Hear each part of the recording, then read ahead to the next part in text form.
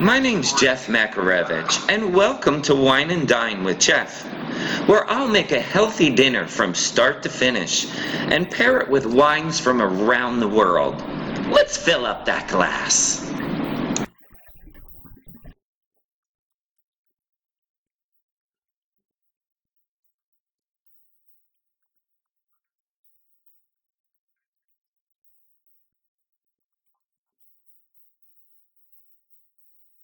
Hi, I'm Jeff Macarevich, and welcome to Wine and Dine with Jeff. I'm excited because it is fig season, and I was craving some figs and a flatbread pizza. So I decided to make a caramelized onion, goat cheese, fig flatbread that is going to be delicious.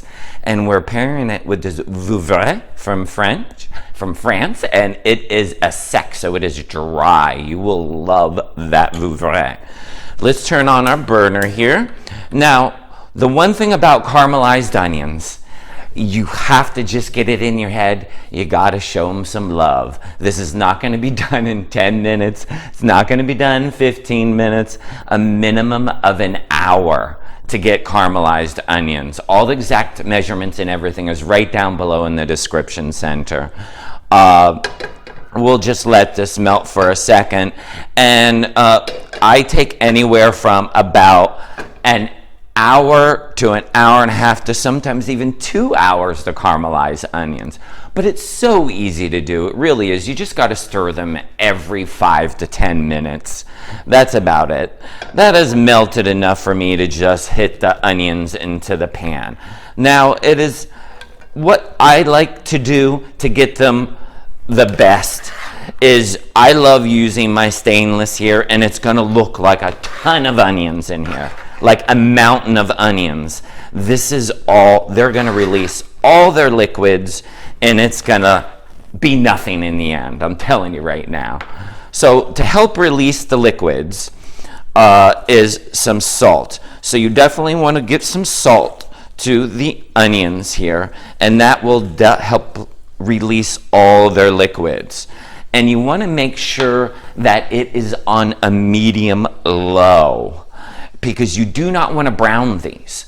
You want them to caramelize. They will darken, and I will bring you back every 20 minutes and show you what it looks like so you can see and visually see to get the best caramelized onions you can get. So we'll just let that go. We'll stir everything around here in the pot to get everything, all the butter through all the onions, and let them go.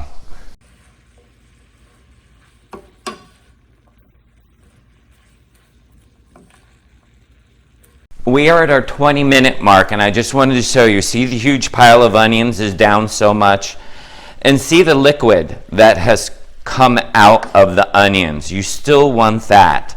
It's very important, and you want to keep stirring anywhere from every 7 to 10 minutes. You don't want to see any browning. That's really important. You want to be able to keep their moisture. If it's starting to brown, you have the burner up too high. So you want to make sure you're working on a medium low. And you just keep stirring them, let them go. And I'll bring you back in another 20 minutes to show you what they look like.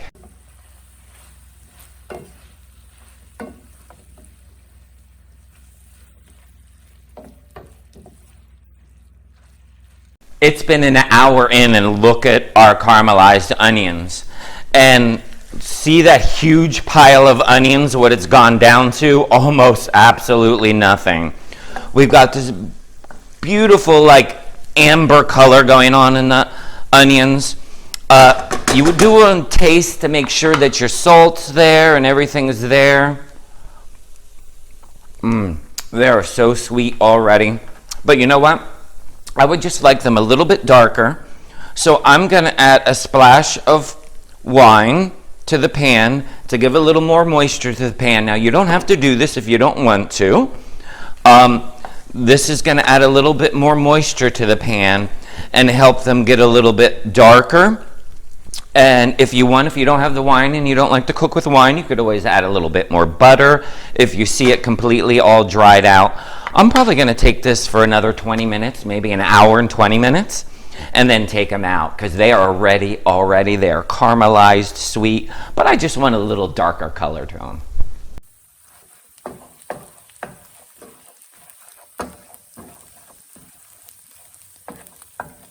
Now that our caramelized onions are done, let's build this delicious fig and caramelized onion pizza.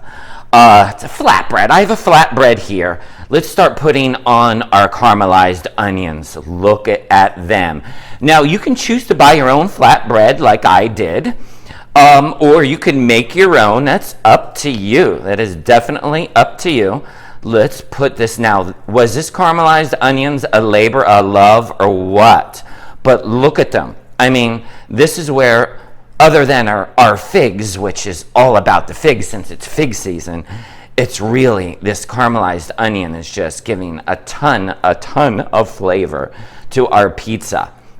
So we are going to put all of those on. Now look at that. Those were 3 large onions down to that little bit. So our caramelized onions are on. Now that is just going to give this beautiful sweetness. Now to that, we are going to do some delicious tangy goat cheese. So, you know, what goes with caramelized onions? I think goat cheese, wouldn't you? Because you got the sweetness already, and you're going to get the sweetness from the figs too. So you want to give a little bit of the tang, and that tang is coming from the goat cheese here. So let's put this goat cheese on. All right.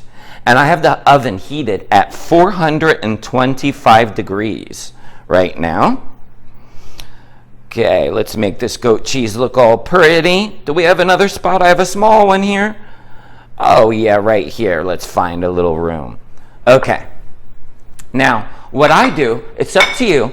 Everybody I know makes their own pizzas all the time. So I love this air blade, which has holes that goes all the way through, which really crisps up the thin flatbread. So I'm going to put it on my air blade. You can put it on a pizza stone, whatever you'd like to do. You do you, as I always say, right? So let's get this in here.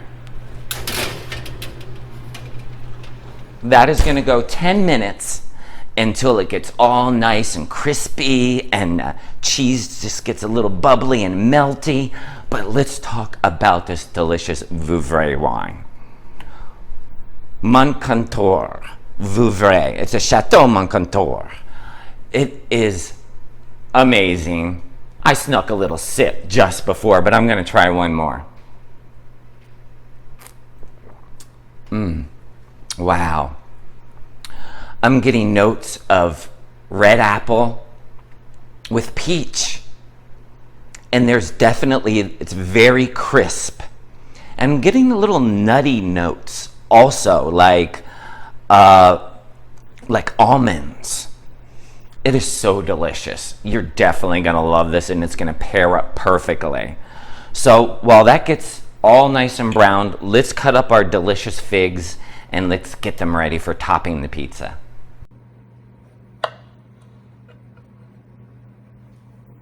It's been 10 minutes and I'm gonna grab the flatbread out. Oh yes. Look how nice and brown that looks. Now all we're gonna do now is just dress it up. We're just gonna put a little bit of honey.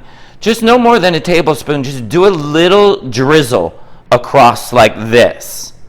Just a little drizzle, not a lot because we got a lot of sweetness going in there already. So no more than a tablespoon. There we go. And let's get our greens, our arugula, dressed up with some olive oil.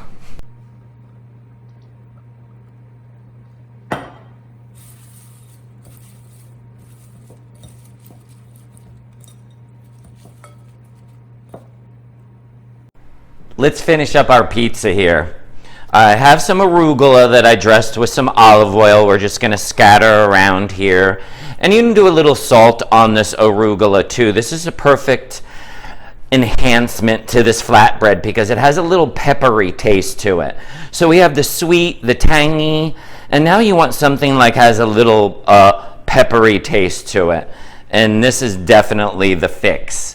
So to that, here comes the star of everything here, our actual figs. And they are in season right now. They are delicious. Oh my God, I was sampling these.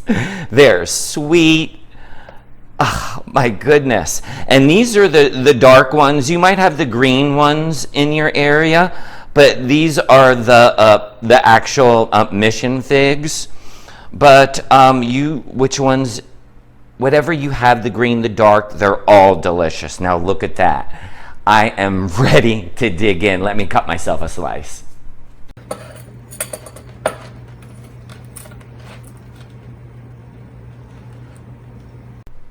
Before I dig into this flatbread, I first would like to thank all my subscribers. And if you're not yet a subscriber, hit that subscribe button so you don't miss out on any of my recipes. And don't forget to like and share and ring that bell, because I have a new recipe every week. But I can't wait any longer. I can't. This flatbread looks so amazing. Here we go. It is hot still.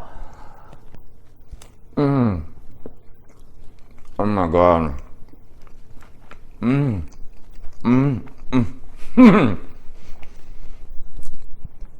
Wow. I have to say, that is incredible. That is a complete different twist on a pizza. And I love it. We'll call it my artisan fig pizza. Thanks for stopping by Wine and Dine with Jeff. And we'll see you next week.